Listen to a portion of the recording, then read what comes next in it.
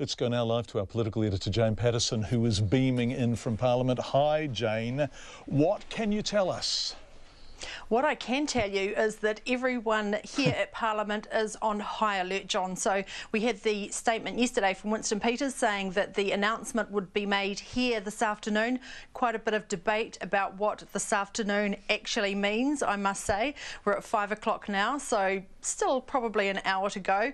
But look, it could actually go into the night. We don't have any time yet, and we are playing the waiting game. There have been quite a few comings and goings around Parliament. The New Zealand First caucus met today and this morning, during which we talked to Winston Peters, as you've just played, and also his staffers were seen going over to the Beehive Theaterette and setting things up and making sure that everything was in place there. That has been booked out for the day, so that is where we expect it to happen once it does happen.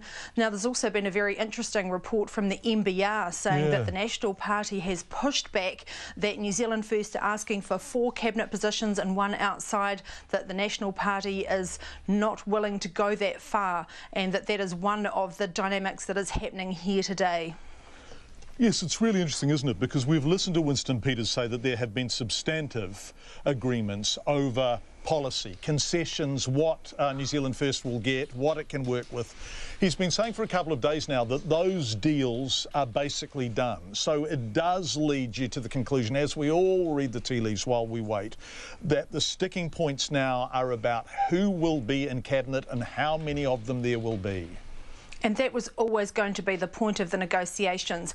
Who was going to offer the better deal, not just policy, but in terms of the positions at the table or those ministerial positions. And as we've talked about today on RNZ, there was always a feeling, and we had the message from National and Labour, that those deals had not been concluded in terms of no final signed deal had been on the table for either of them. So both parties were expecting that negotiations would go on through today, through the morning, and now it looks like through the afternoon. So things playing out how we expected, but we really just don't know exactly where those negotiations are at, and even whether Mr Peters has finally made a decision or whether there is still back and forth between the parties. Now, another report from News Hub is that Mr Peters was seen twice over in the Labour Parliament buildings. Now, all of these reports we cannot confirm, but this is all of the stories and the speculation that is now starting to come out as that deadline draws closer to that announcement. Jane, we just called James Shaw, the leader of the Green Party, to talk to him about what their expectations would be around seats in Cabinet and how they would feel if they were excluded from Cabinet whilst New Zealand First was inside. And this is all hypothetical stuff. And he said he was unable to talk to us. Now, there are reports that the Greens are, in fact, holding a meeting tonight that they would only need to hold if they need to decide that they agree with what's being offered. In other words, the suggestion, the inference, and once again this is tea leaf reading, is that the Greens are responding to some information. Have you heard anything at all about this? Look, from what we've been able to ascertain, the Greens have their special convened meeting. That's their 150 national delegates. They have had a standing booking at 7 o'clock every night. Yep. And what we understand is that has not been cancelled. So whether that actually goes on to be a meeting to consider some kind of deal is still a possibility. But we've been told that the talk about that meeting is the standing schedule. Also, if it does go ahead, that meeting could go quite late. It could be quite a long meeting. But again, as we've discussed before, even if the Greens do go to ratify, and even if Labour's Executive Council goes to ratify, that does not necessarily mean that they have been given the nod. There is still a scenario under which the ratification process could occur without either party actually knowing which way Mr Peters will go. Now, I think things have moved on a little bit from that in terms of the National Party process. So basically, they briefed their board and they briefed their caucus today on what Mr English, the leader, Bill English, said were the broad parameters of their deal. And we asked him if there were further concessions given to New Zealand First through the day.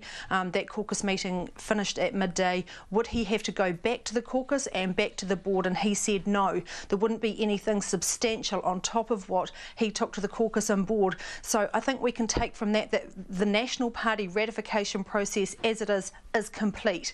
That has been taken to the board and the caucus. we hadn't been able to talk to Mr English afterwards, but we, I suppose, take it that either it's gone through, but we don't know whether that was actually signed off by the board or caucus, or whether negotiations have gone so far past the agreement that they saw that still is unresolved.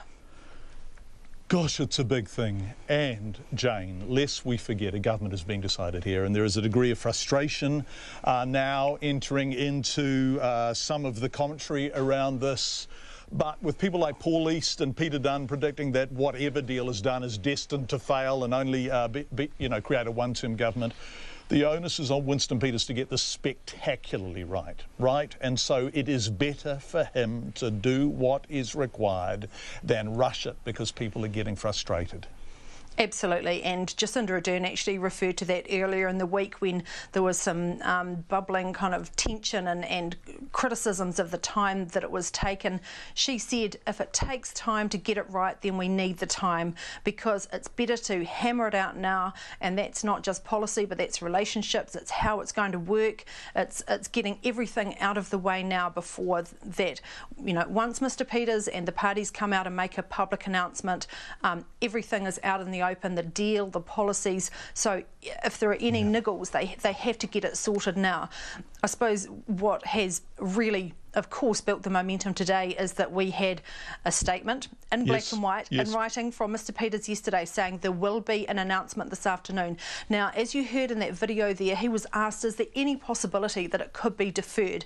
Now, I certainly didn't get the sense that that was where things were going, but he said, we are dealing with other parties here, and he said, this is politics. Anything can blow up in a matter of hours. Things can change very, very quickly. So he was leaving open the possibility it may not happen today, but I certainly got the feeling from him that that was absolutely what they were still driving towards. Jane Patterson, our political editor, thank you so much, Jane. You have spent so much time over the past few days keeping us informed when there has actually, in substantive terms, been very little to work with, and we really appreciate your efforts.